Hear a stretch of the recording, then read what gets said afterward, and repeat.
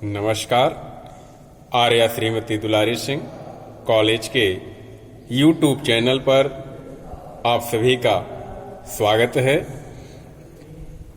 आज हम आपको DLED सेकेंड सेमेस्टर विषय सामाजिक अध्ययन के अंतर्गत टॉपिक चैप्टर 15 का टॉपिक है बाह्य बल अनाच्छादन पर चर्चा करेंगे। जैसा कि आप सभी लोग यह जानते हैं कि पिछले वीडियो में हमने आपसे भूकंप का क्या प्रभाव पड़ता है, भूकंपीय तरंगे क्या हैं आदि पे चर्चा किया था। आज चलते हैं ठीक उसके आगे और देखते हैं आज का टॉपिक बाह्य बल अनाच्छादन। बाह्य बल अनाच्छादन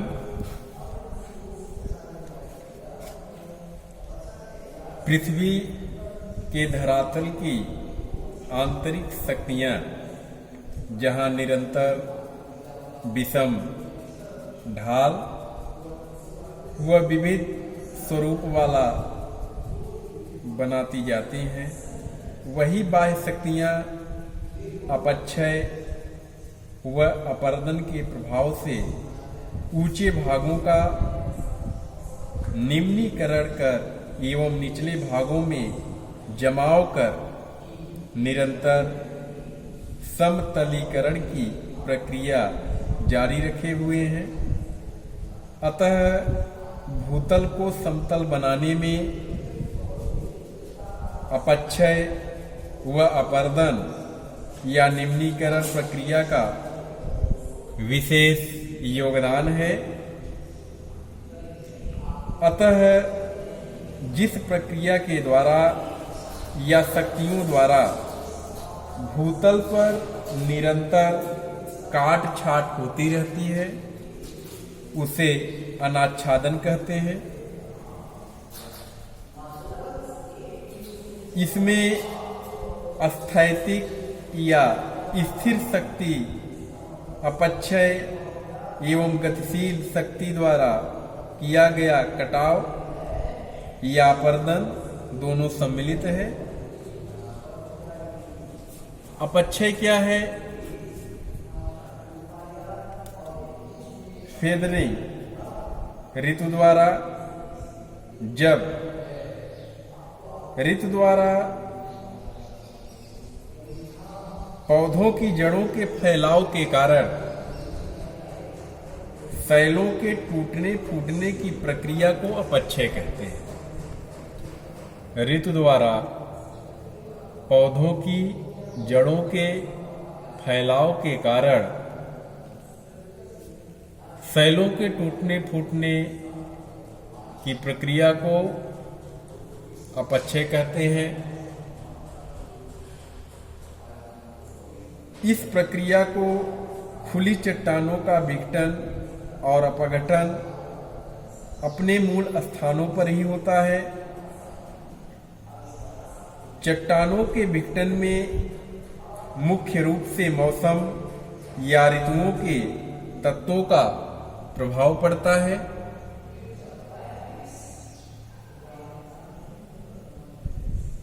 तापमान, वर्षा, पाला, कोहरा, हिम आदि मौसम के कुछ मुख्य तत्व हैं। इन्हें ऋतु अपक्षयकारी शक्तियां भी कहते हैं।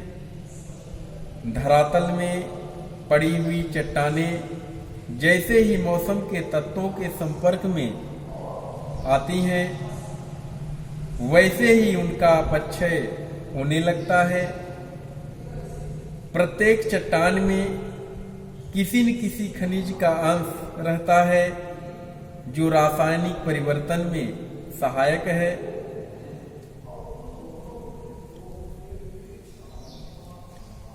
चट्टानों के विघटन, तापमान में परिवर्तन और पाले तुषार पाला के प्रभाव के कारण होता है।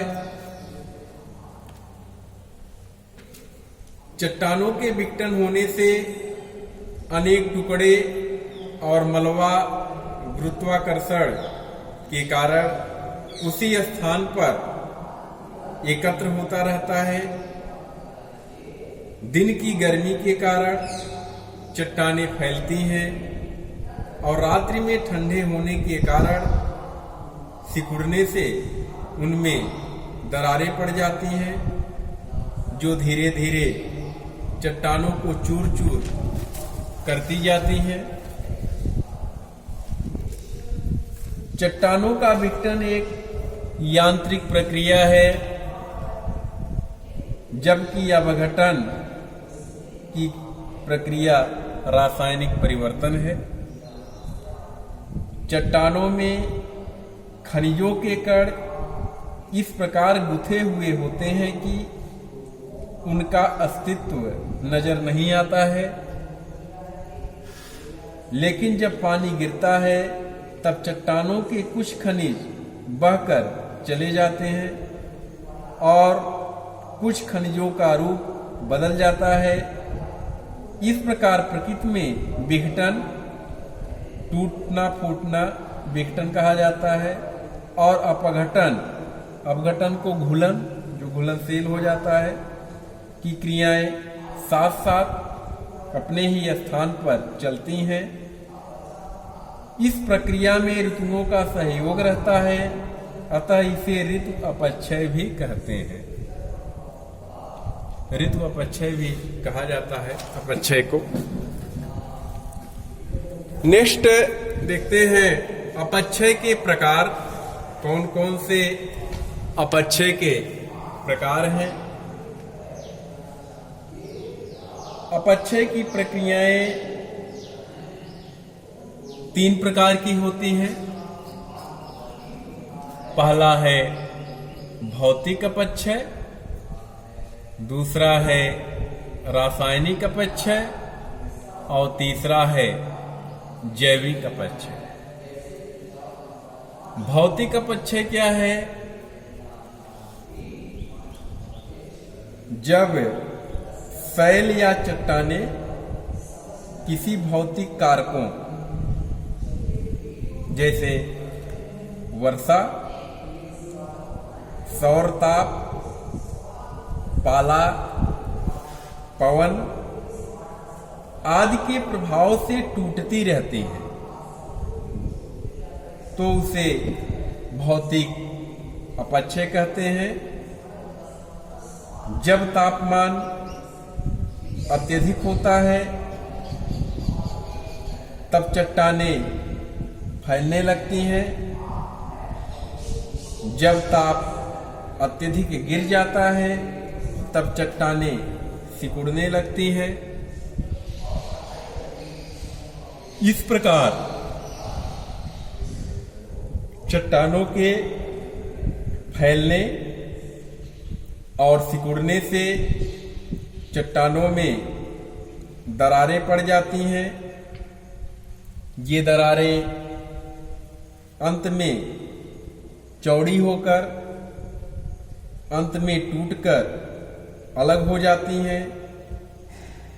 कुछ समय बाद इसी प्रक्रिया से उनमें टूट फूट होती रहती है और अंत में चट्टानों के टुकड़े टुकड़े हो जाते हैं।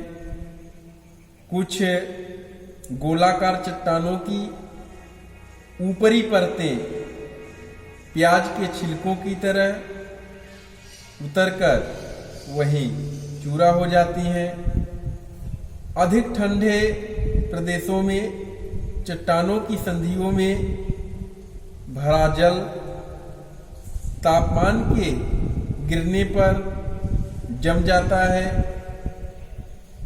जमने पर बर्फ का आयतन बढ़ जाता है, जिससे संधियां चौड़ी होकर अंत में टूटने लगती हैं।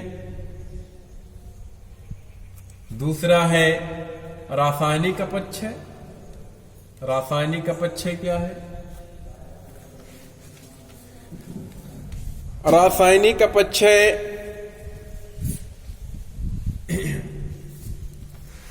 शैल रासायनिक क्रियाओं जैसे पेड़ पौधे, जैसे घोल, ऑक्सीकरण, कार्बनीकरण, जल शोषण आदि के द्वारा भी निरंतर टूटते फूटते रहते हैं। रासायनिक क्रियाओं के कारण चूना, जिप्सम, गंधक,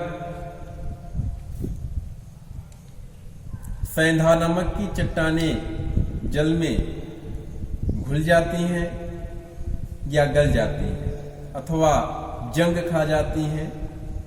इस प्रकार चट्टानें अपना मूल स्वरूप खोकर और पानी में घुलकर या चूर्ण होकर नए पदार्थों को जन्म देती हैं।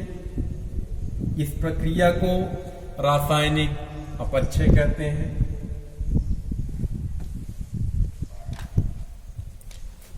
कहने का तात्पर्य यह है कि रासायनिक क्रियाओं के कारण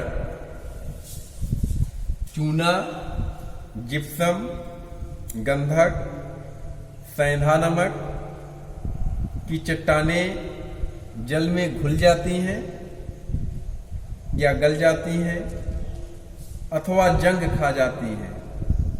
इस प्रकार चट्टानें अपना मूल स्वरूप खोकर और पानी में घुलकर या चूर्ण होकर नए पदार्थों को जन्म देती हैं।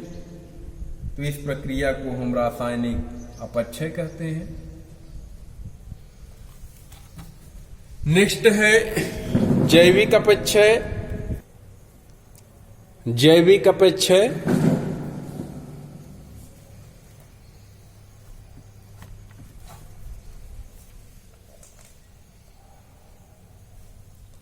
शैलों पर जैविक तत्वों जैसे पेड़ पौधों, पशु पक्षियों तथा मानव आदि का भी काफी प्रभाव पड़ता है। डैम आदि बनाते समय मनुष्य काफी लंबे चौड़े भागों के शैलों को बारूद से उड़ाकर तोड़ फोड़ कर देता है। वृक्षों की जड़ें शैलों की संधियों में पहुंचकर उन्हें अधिक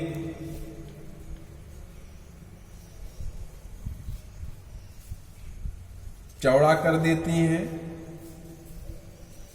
चूहे, दीमक, चींटियां, केचुए आदि जीव नरम चट्टानों को तोड़ते फोड़ते और खुरचते रहते हैं। मनुष्य भी कृषि उपयोग, भवन निर्माण,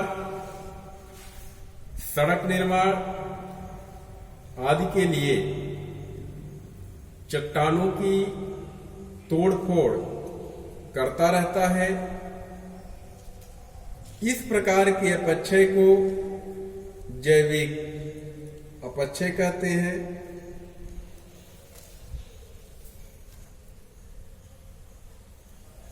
अपरदन चक्र। अपरदन चक्र क्या है?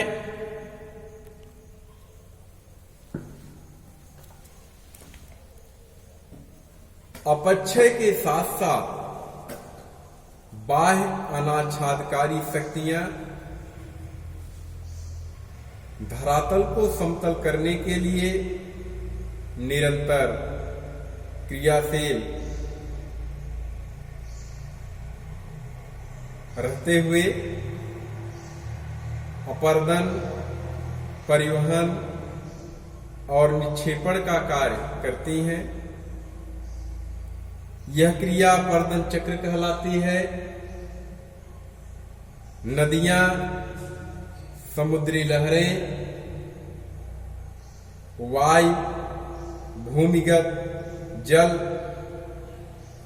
आदि तल संतुलन के प्रमुख कारक हैं।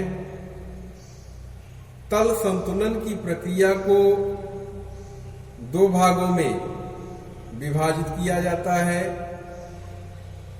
पहला है निम्नीकरण तथा दूसरा आता है उच्चयन या अधिवृद्धिकरण। अपर्दन की प्रक्रिया द्वारा चट्टानों को घिसकर, काटकर अथवा खुरचकर उनको अपने मूल स्थान से हटा दिया जाता है। इससे ऊंचे स्थान धीरे धीरे नीचे होते जाते हैं। यह प्रक्रिया निम्नीकरण कहलाती है। कभी कभी वायु, वर्षा आदि के कारण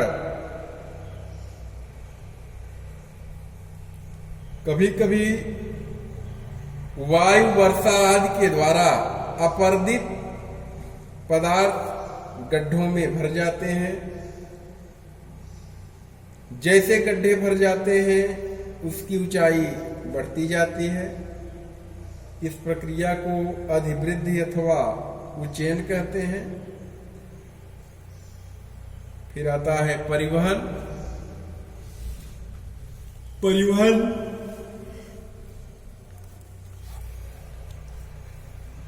ऊंचे स्थान से विघटित एवं अपघटित पदार्थों को निचले भागों तक ले जाने की क्रिया को परिवहन कहते हैं। इस प्रकार से परिवहन होता है।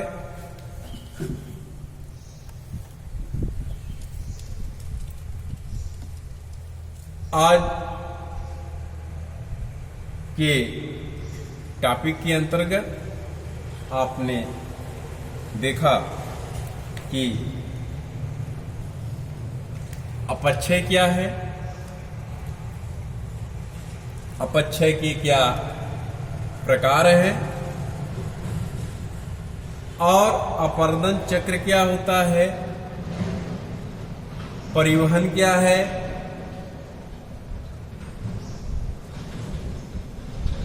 आप सभी से यह आग्रह है कि इस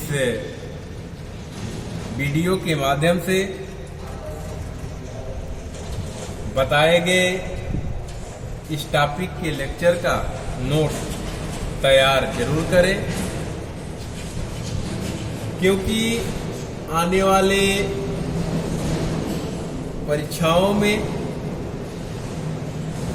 आपके डीएलएड के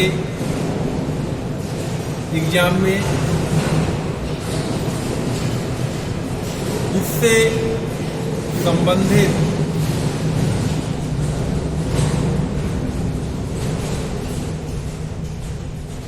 बहुत सारे प्रश्न पूछे गए हैं। जैसे अपर्दन चक्र क्या है, अपक्षय के क्या क्या प्रकार हैं, तो इस प्रकार से प्रश्न पूछे जाते हैं। तो आप सभी नोट्स इसका तैयार करें। और आज का टॉपिक अब यहीं पे समाप्त होता है। अब हम आपसे इससे आगे का जो हमारा टॉपिक होगा, इसी से आगे का जो क्रम है, निक्षेपण, हिमानी के कार्य इत्यादि पे चर्चा करेंगे।